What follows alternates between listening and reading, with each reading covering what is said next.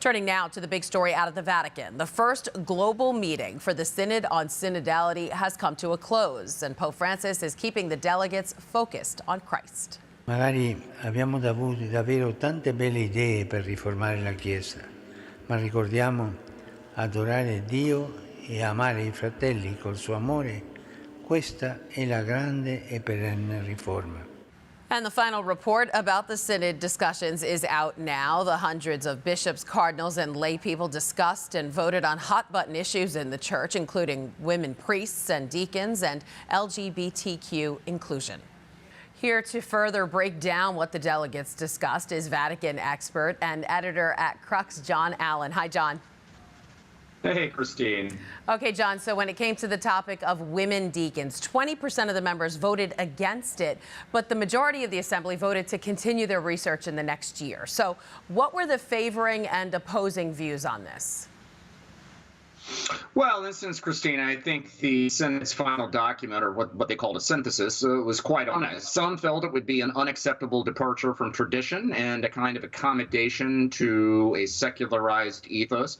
Others felt it was an appropriate step forward in the empowerment of women in the church. And basically said there is no consensus. And so the option, and this is as you know, the classic maneuver whenever a group is divided on something. One exit strategy is always to call for further study, and that is what, in this case, the Synod did. Exactly. And another big topic, the inclusion of the LGBTQ community. But the document doesn't even mention the word homosexuality or same-sex, correct? Yeah, that's right. It does use the phrase sexual orientation as part of a kind of laundry list of divisive, contentious issues, and saying, it is important to continue the examination of these questions. In a particular way, the document said it is important to continue the dialogue with the sciences to try to figure out what light they can shed on the morality of it all. But here again, the Synod did not take any definitive position. As you may know, Christine, all the way along, participants in these official briefings that the Vatican organized were telling us, lower your expectations. We are not going to deliver concrete results. And at least in that sense, you have to say they were absolutely true to their word on virtually all of the questions. We came in wondering what they were going to do. What they did is say, let's continue the conversation. All right. And obviously, this isn't the end of the Synod. There will be a second and final meeting next year. So how does this document help shape that meeting and the overall outcome of the Synod?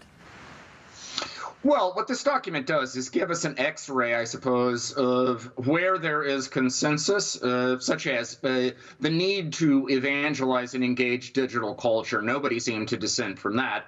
But it also gave us a very clear picture of where the fault lines lie. Now, the question is, between now and next October, are those fault lines going to be reconfigured somehow? Will some sort of consensus there be reached? Or will the next Synod end up discovering that it is divided as this one?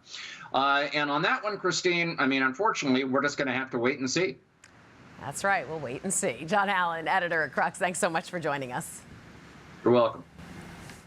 Be sure to stay tuned to Currents News and the tablet for continuing Synod coverage. Hi, I'm Christine Persichetti, anchor of Currents News. If you like what you saw, please hit the like button on this video. And if you want to see more content just like it, subscribe and click on the bell for notifications. Thanks for watching, because we are putting your faith in the news.